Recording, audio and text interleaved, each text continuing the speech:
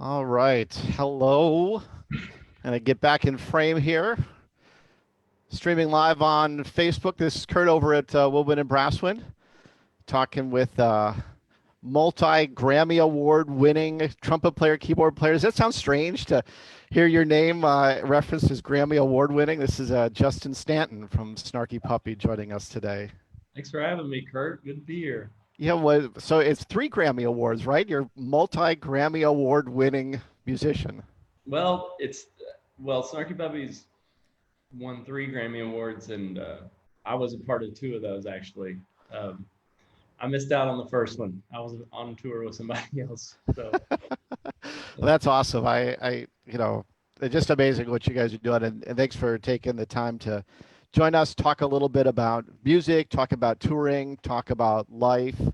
yeah, First question: you play such an interesting role in Snarky Puppy as a keyboard player and trumpet player. That must create some kind of interesting challenges for you as a musician, going back and forth from two kind of very different instruments. Tell me a little bit more about that. yeah, for sure. It's definitely a balancing act, and it's a balancing act where the weights change on each side of the pole um, from gig to gig, depending on the tour and the configuration of the band who's there. And more and more often over the years, because more and more people know me as a multi-instrumentalist, um, I tend to do more gigs playing both trumpet and keyboards. So it's always a balancing act of trying to mitigate uh, what to do when, what's the most musically satisfying choice, instrument wise, and what's going to make the most sense. But as a result of doing it for a long time, um, I figured out some tricks and gotten better and better at it over the years and comfortable. Is one of the tricks sitting out playing keyboards for a bunch of songs and then picking up the trumpet and just go? You probably get very little time to kind of warm up and acclimate, and boom, I got to play a solo on the trumpet. Man, there's gigs. Seriously, there's gigs, especially Snarky Puppy gigs, where we'll go the whole set, and uh, I'll play keyboards for most of the time, and then we'll play something like Shofukan for an encore, which I Right, always super exposed part on that. it's very exposed. Yeah, and I was going to reference. There's a great quote by the trumpet player Chris Martin, the principal trumpet of the New York Philharmonic, Sure. old ex trumpet of fame of being the successor to Bud Herseth, I think, right? Right in In the Chicago Chicago. Symphony. Anyway, I saw a video of him online that the New York Philharmonic was doing profiles of their players, and he did this one for the trumpet, and he was saying that orchestral trumpet is like 80% waiting around and 20% sheer terror. And I feel like playing Shofukan, I can relate to that in a lot of ways because it's like you said, it's very exposed. And a lot of times we'll go the whole gig and I won't play trumpet, and then we'll play Shofukan at the end. I'm like, oh my god, I kind of play a couple notes and just hope for the best. Exposed, and everybody knows what it's supposed to sound like too. Yeah. Oh yeah. Yeah. Totally. And it's a very unforgiving part. I mean, Mike wrote it. It's very much. I think he might have written it on guitar, and Mike's obviously a bass. He's a string player, and uh, it. I mean, for me, it takes a lot of finesse to play that and make it sound good and convincing. But also, I would say an important trick is the physical space that you're in and making sure you can get to things quickly, like how the keyboards are set up, where the trumpet is, and being able to switch quickly back and forth. I found that makes a big difference over time, making sure that the space is pretty comfortable. Yeah, I was thinking about your stage crew setting you up and carrying your gear. You've got a lot of extra stuff to manage, all the trumpet stuff, all the trumpet mics, and then all the keyboard stuff and benches and cables and monitors. You got a lot of stuff. Well, lucky for us, I mean, what we have to deal with on a technical basis, at least in Snarky Puppy, is very minimal. Thanks to our crew, who is fantastic. Each and every one of them are brilliant and hardworking, and yeah, they make it, and they know about all that stuff. They know the quirks. They know what's important. So when it's set up, it's like there's no question. And if there's limitations on stage, then they're good to let us know about things and make sure that we're aware of things ahead of time. Yeah, they do Really, amazing job. I don't know how they keep it together in their heads, honestly. It's crazy. Yeah, yeah, great guys. I got to know a few of them. They do a great job. So starting out, did you kind of start down the path as a keyboard player or as a trumpet player and kind of, or did you start along kind of both directions at the same time? Yeah, I tell people I started both at the same time, and I basically did. I mean, the beginning of it for me was around fifth grade. There was our general music teacher started this after school keyboard class, like a keyboard ensemble. So he taught us like he arranged this like also Sprach Zarathustra for like keyboards. So he like divided us into three sections, and we all played little parts. And he taught it to us by ear. It was like not reading music. And then the following year in sixth grade, I joined band and started playing trumpet. And then the following year, seventh grade, I started taking piano lessons. And so everything was just sort of around the same time for sure. Although I definitely through college studied trumpet in a classical sense. I studied trumpet classically. So there was a lot more focused effort to play classical music on trumpet and more formal study. And piano was more of a tool to learn theory. Do you find going back that was kind of the right approach, that the theory-based keyboard part and the classical-based trumpet part really helped you more today than, say, a classical piano-based and a jazz trumpet approach? Do you feel like you would have changed anything?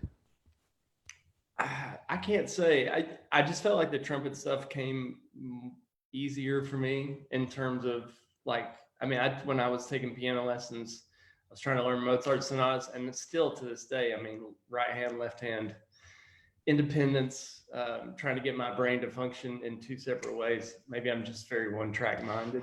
Let alone Bach 2 and 3-part inventions, right? Right. Yeah. I mean, I directions didn't get very far, and I still bust my butt trying to do that stuff now. But for trumpet was always a little bit easier to manage in that regard. So I don't know if it's just my path, and I guess everybody has their own path that's specific and unique, and I don't know if I would have done it differently. I don't think I could have been any more disciplined on piano, because whenever I would get tired on trumpet, I would play piano. Whenever I would get discouraged on piano, I'd play trumpet. So yeah, what's next to become the triple threat? Are you going to start singing too? No, well, I sang a bit on my record at the behest of my engineer and buddy Nick Hard. I was originally going to I co-wrote a song with a really good friend of mine named Blake Burris, who has a one-man band called Shake It Like a Caveman. And we sort of co-wrote the song together, and I was going to have him sing it. And my buddy engineer Nick was like, man, would you just give it a shot and sing it? And it ended up staying on the record. So while I don't consider myself a vocalist by any stretch of the imagination, there is recorded evidence of me singing. I'll have to go back and check that not out. To the point of considering myself a triple threat. Well, not yet. So I'm interested to hear a little bit about your kind of pre-show warm-up routine, either talking trumpet, talking piano. How do you approach the kind of afternoon or evening before a show to get yourself ready physically and mentally to play? Well, I don't know if I should divulge that information because I don't know if it's very responsible, but I will say that a specific book that changed my course on the trumpet for sure, without a doubt, and I tell anybody that I talk to trumpet about, is a book by Michael Sachs. It's the principal trumpeter of the Cleveland Orchestra. He wrote this book called Fundamentals. I never can remember the title. It was like Fundamentals for Trumpet Performance or Trumpet Technique. And it's sort of one of these books that's written for a professional gigging musician to make sure you're hitting sort of all your fundamentals, and you can quickly go through everything. And I think what sets this book apart is, well, for one, as much time as I'd spent on trumpet, I'd developed a lot of bad habits, and I'd never spent a lot of time early on, like just the mouthpiece buzzing. and also just being able to buzz without a mouthpiece. And that book made me realize the importance of that and my complete inadequacy in buzzing on a mouthpiece effectively and buzzing without a mouthpiece.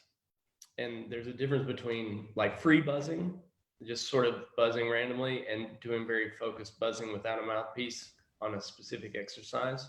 And it doesn't have to be something super advanced, but once I started doing that a couple months in, I realized how much it was affecting my embouchure for the better and making me more consistent and improving my consistency throughout all registers. I can't speak highly enough about that book. And the way it's broken down, the explanations to each section are so good. He does such a good job of explaining physically how you should be feeling, what you should be aiming for, and tools to help you get better, the emphasis on metronomes, tuners, all things that if there's something that I wish I could have done earlier is had that book and been more focused. But I think the main emphasis is on practicing slowly and being aware physically what's happening in your body. Yeah, it makes sense, I'm sure, and especially in your instance where you may go a period of time before you actually pick up the horn on the, on the set. Yeah, and I went off on a tangent on that book, but that's kind of what I wanted to get to is as a result of spending a lot of time with that book, I feel like I was able to establish some good habits. So in the case of our tour schedules, which tend to be pretty grueling, if there's not time to do a lot of warming up each day, then the foundation is there. So I can get on stage and do what I need to do and handle that. And as long as I'm like checking back in and doing a proper warm up every few days, I'm okay. But it's always good to return back to that and sort of check back in with your fundamentals to make sure everything's happening. That's great to hear because I think it's so important for musicians to have like their home base of this is my starting point of everything, and kudos to you for doing this.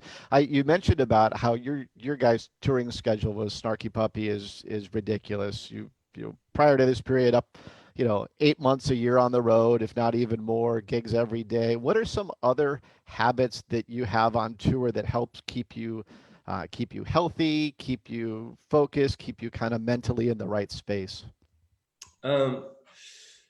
It's a balance. I mean, it's a joke with us that we all sort of try to set goals before a tour starts to be like, okay, eating healthy, going on running every day. I'm gonna spend some time with Logic, hook the interface up, and write a bunch. A lot of stuff falls by the wayside, and it's just a result of being on the road. I mean, you have time, but then you don't really have time. And it's sort of the lack of personal private space. And by no means I'm not complaining.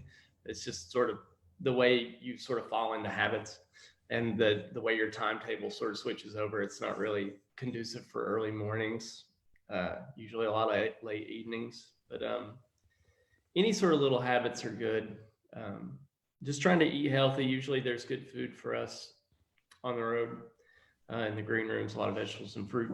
So just try to chomp on some vegetables and fruit every day. And, if there's time for like a little run, that's good. A little warm up, I like to think I have like 4 or 5 things that, man, if I can get to like 2 or 3 of those things each day, pretty good.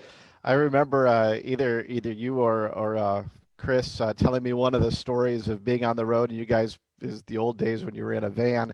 Everybody's recording in the van. You're trading off tracks. Do you give it a lot of chance to do some of that while you're on the road? Man, not really as much as I would hope to before tour, or that I wish I could if I was on tour. But honestly, right now, it's been super cool for that because there actually is a lot of time. I think the thing about touring is, like I was saying, like you have time, but like there's the premium at which you have like time to yourself to like spend doing your own thing it's so precious that like it leaves little time to like, hey man, I'm working on this thing, can you get to this thing? And everybody sort of understands that, so no one really asks each other it's just not the right environment, and you're just so. I mean, we have it easy the way we tour now compared to back then, but like, it just seems, yeah, It seems like you'll have a lot of time. There's all day long, but you're doing stuff. You're at airports, you're in the shuttle, you're trying to find food, you're going to sound check, you got to do laundry, you got to keep up with your phone calls and emails. It's a lot. yeah. And I suck at all of that. Suck at keeping up with emails and keeping my laundry. I mean, it's just like little things, and I'm sort of anal retentive too, and sort of I am really. So like even just like a task of like, all right, I'm gonna take my suitcase out of the van and then like reorganize my stuff, and then maybe I got to do laundry, and like these things, like you're like, oh, that didn't take any time, but then it's like, okay, well there went 2 or 3 hours, and then you got sound check, and then you got to eat some dinner, and sort of sneaks by, and then Well, hopefully you can next day. hopefully you can get back to that soon. So I want to talk a little bit about you guys. What, like 3-4 years ago now, switched over to Yamaha. You're playing Yamaha trumpets as a section, and I've talked to all the guys about it on, over the last couple of weeks, and they both kind of, or Jay and Maz, the other trumpet players, kind of hinted that you were a little bit the instigator of kind of, hey guys, let's go check out some of this stuff. Tell me a little bit about the process. Oh, okay. Yeah. Well, I guess the way it started was I went with Mike League to the Atelier in New York, the piano salon, and we were checking out pianos because Mike was interested in maybe getting one for a studio. And he's like, you want to come along and just play some and see what feels good? And I was like, yes, definitely. I want to go play some nice pianos. And of course, they sell Bosendorfer pianos too. So I got to play some super nice Bosendorfer pianos. And the really nice Yamaha was the CSX. Yep. Yeah, that's a beautiful spot right there on Fifth Avenue. Man. 20, 30 beautiful touring pianos. Yeah, the space is just so nice. So I was talking with the representative for the piano division, and we were chatting a bit, and I mentioned that I also played trumpet in the band, and she was like, you have to meet the crew here, and that's when the ball started rolling. So I got in touch with John Whitman. She put me in touch with John Whitman. We started talking, and then, I mean, John's a real go-getter, as you know. So we started chatting, and then we were chatting with the guy in the Atelier in the brass division, and then they invited us over to try some horns. So we got over there, and they had all these horns set up, and it was just like being in a candy store, honestly. And so you sort of set up to just lose if you're looking to not find something, because it's like they have all the horns set up. So they're like, go play some horns for a minute and pick out 2 or 3 you like, and then you can play them for each other and see and then everybody can sort of get some feedback on what sounds good and what feels good. And we all ended up with different horns, actually. And we all settled basically on the horns that we felt the most comfortable on were the ones that also, I think the guys also thought sounded the best. I remember hearing you maybe like 2 months after you made the switch, and I was surprised that even though you all had different horns, what a homogeneous sound now across the whole section you guys had. Was that something you were expecting when you switched to these horns? I don't think anybody in our band, at least the trumpet players, are super into gear. Like none of the guys that I know, like not Maz or Jay or myself, definitely have been guys who have like messed around with mouthpieces and different horns and stuff, even though it's interesting. So I don't think we had any expectations of what was going to happen, but we definitely all noticed the difference it made. And it makes sense. I mean, you got orchestras do it. Like a lot of the guys play on the same, they'll all play Bach or they'll all play Yamaha. And of course it makes sense that the guys would have a more blended sound, a more homogeneous sound, as you said. I'll bet that first aha moment of you got on stage, you come to the first chord, you're like, oh, hey, this is different. Did everybody in the band kind of pick up on that? Yeah, I think everybody noticed the difference. And they're so cool too. Like it's like not only with like, obviously there's like a signature of that sound, I think, with Yamaha. Um, but they're also cool about making sure it's just the way that you want it to be. And so they've been very good and very supportive and very responsive to us as individually, like, hey, I'm not digging this, or like, even like being on tour in Japan, I'm like, I haven't had time to give my horn a bath. Can I swing by and like get my horn cleaned, and then like get my horn looked at, and you play for these guys, and they're geniuses when it comes to horn. Like they know things and can hear things that you can't even hear. Like, you've been playing the trumpet for like 25 years, and they hear stuff that their ears are tuned differently. I think it's the way like recording engineers think about mastering engineers. It's like, it's just listening with a completely different set of ears. Yeah, It well, skills that's like awesome. What a great change, and obviously, you guys sounded great already, and it really, I think, kind of helped really bring your sound together as a group, and really, um, you know, really can't say enough about how great that sounded. So let me thing. switch gears just a little bit to your solo project. Came out last year, like a year ago, It's I been think. almost. It's. I put it out actually the 4th of May, and which is, yeah, less than a week away. Which I have. Sorry, I have I, a 1 year anniversary little thing I'm gonna Oh, do. I can't wait. I was kind of, kind of revisiting it yesterday, listening through, kind of prepared to talk with you, and I was struck by a couple of things, how some of it was very much kind of snarky sounding because it's the guys and Maz singing and had kind of one sound, but then there were a couple of tracks where you went in a very different direction than kind of what I had heard. Does that album kind of represent your total musical, experiences and palette and approach? Yeah, absolutely. Um, yeah, I mean, that's spot on. Um, it was my first record, and I was more interested in saying, here's what I have to offer, here's my interests, and here's how I want to express myself in every way that I know how. I I think just the balance of tunes was so interesting, but also the theme of the Fender Rhodes throughout all of it. And I'm really curious to hear, because on the live Snarky gigs you play a lot of Rhodes. Why is that sound so like kind of well known today? And what about the Fender Rhodes makes it so versatile in almost everything you can do? hmm, that's interesting. That's an interesting question. Um, I can't speak for everybody, but I mean, there's this, for me, it's the history, my history of listening to music. My background of listening to music is a lot. I mean, all this great recordings of Herbie Hancock and Chick Corea, George Duke. I mean, the list goes on. And these guys played Rhodes, and there's just so many iconic Rhodes sounds on so many recordings of this, what I consider and what many consider a golden age of music in the 70s and 80s and 60s as well.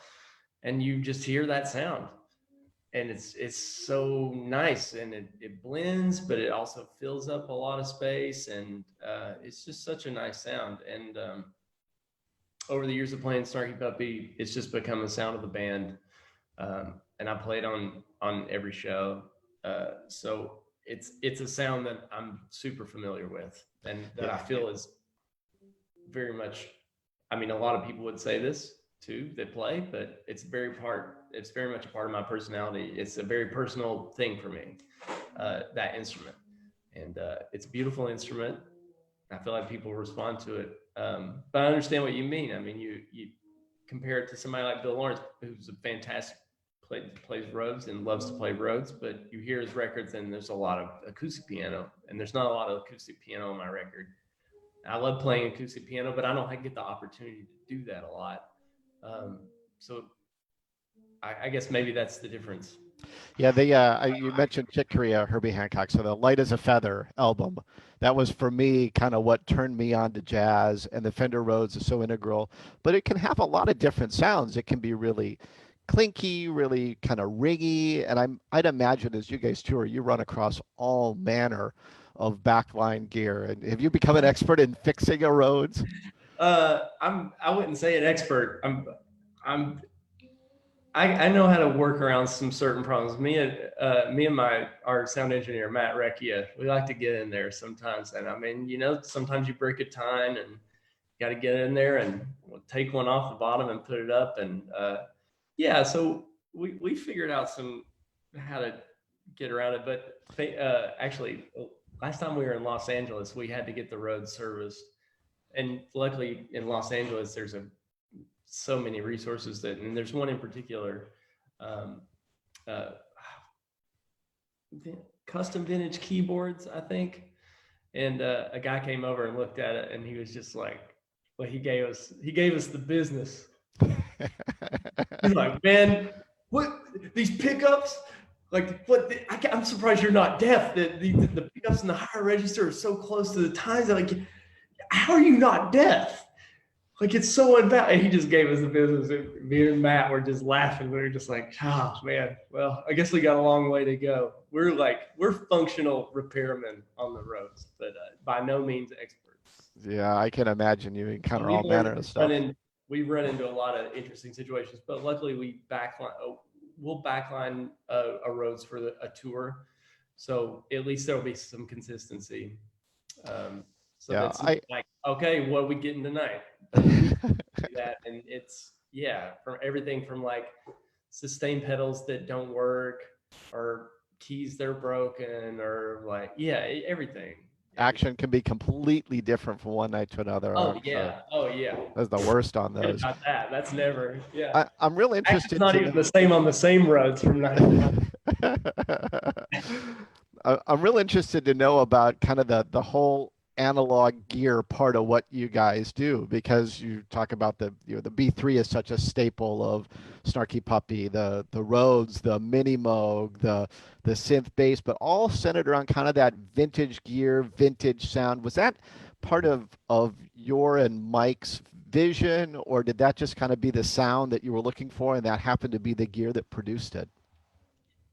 I think for Mike, I can't speak completely for Mike, but I can say that for him, I think a heavy emphasis, at least certainly in the keyboard section, has been to focus on like an analog gear sound.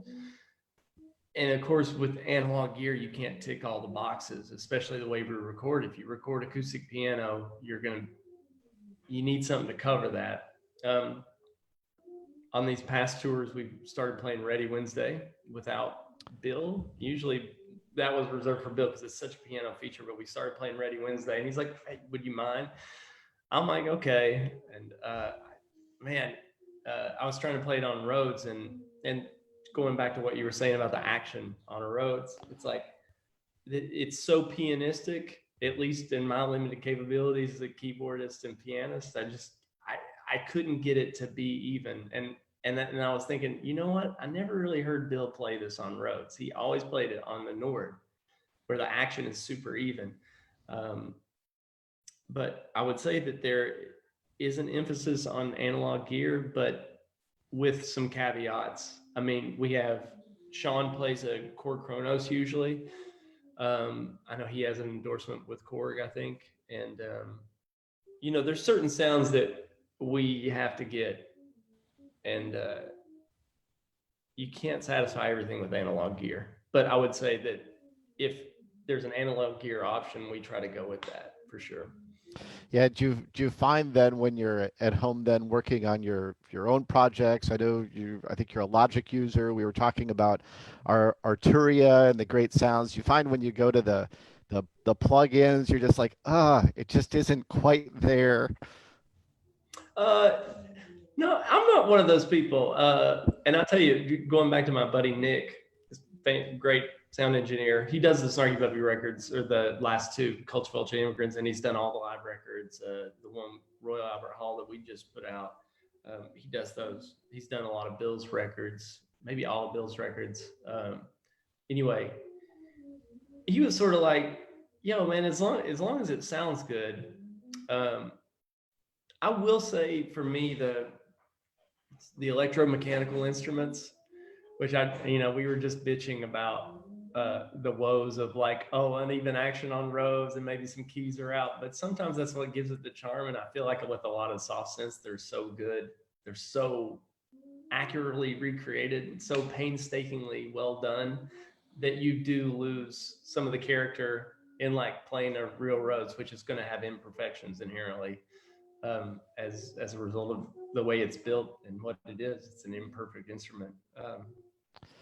Yeah, I was a little surprised. I never owned back in the day a bunch of analog gear outside of maybe a DX7, but I had gotten one of these guys, this Novation base station, Yeah, I got one too. and they sent me one to check out, and I have the plug-in version of it. I'm like, yeah, this is cool. And then I plugged in that, and I'm like, whoa, okay, it's fat, it's thick, it feels good, and I can totally play it differently than I do the plug-in. And I was surprised at how different that is. Has that been your experience as well?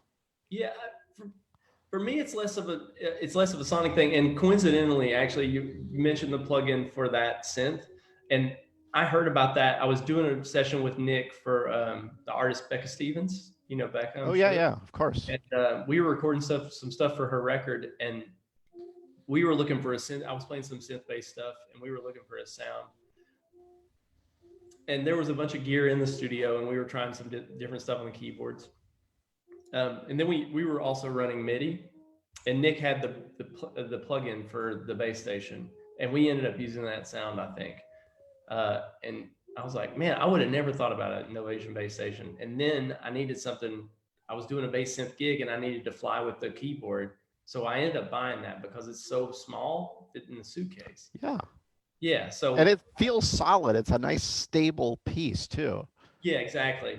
But to your question about asking about like, do you notice a difference? For me, it's always more so than like the sonic difference of the soft synths versus like the analog gear is the tactile nature of the instrument, which is why I love the Prophet 6, the sequential Prophet 6. That's why I play it predominantly on stage with Snarky, is because there's knobs for every function. Mini Moog is the same way. There's a knob for every function. There's no menu per se. There's not any menu diving that you're doing.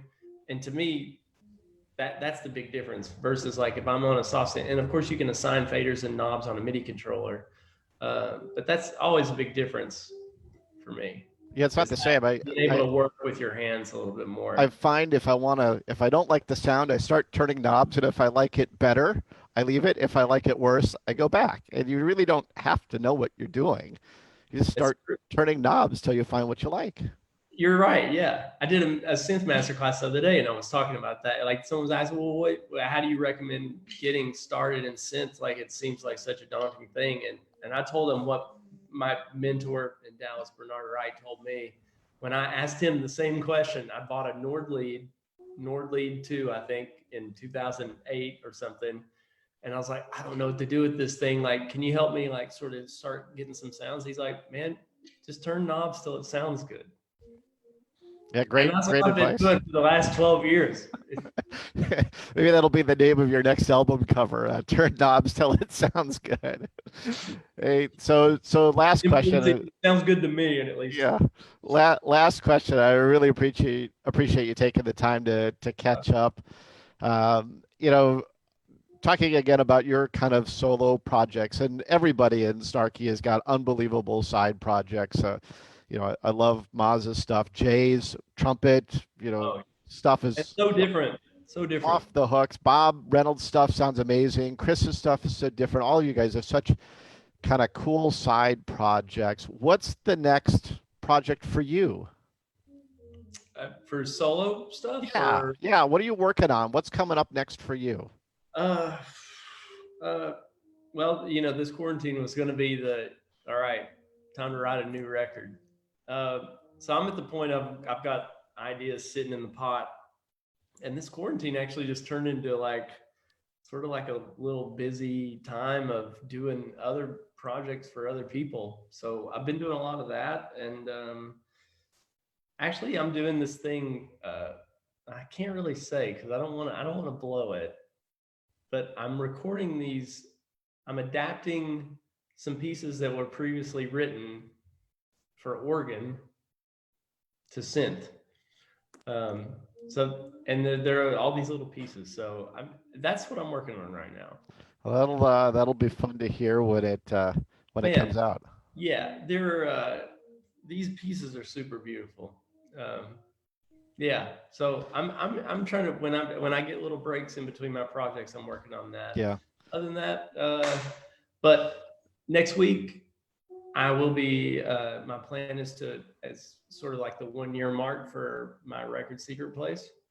I've been working on charts with my colleague Andreas, and we're getting charts together. I'm gonna publish a book of charts for all the songs from the record.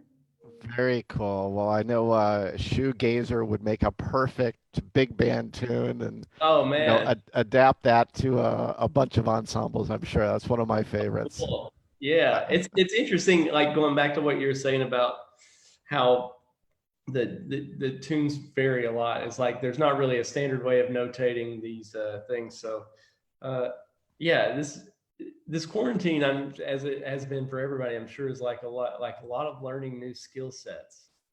Yeah, well, that's good. Well, I can't wait to see what you guys all come up with on the other side of this. So, how can people find you online? I know you're active on Instagram. Where can people find more about you and about your recordings? Yeah, I post a lot on the Instagram, Justin M. Stanton. You just look me up, and yeah, I post on Facebook, Twitter, and I have a website, justinmstanton.com. So You can find your solo project on all the platforms.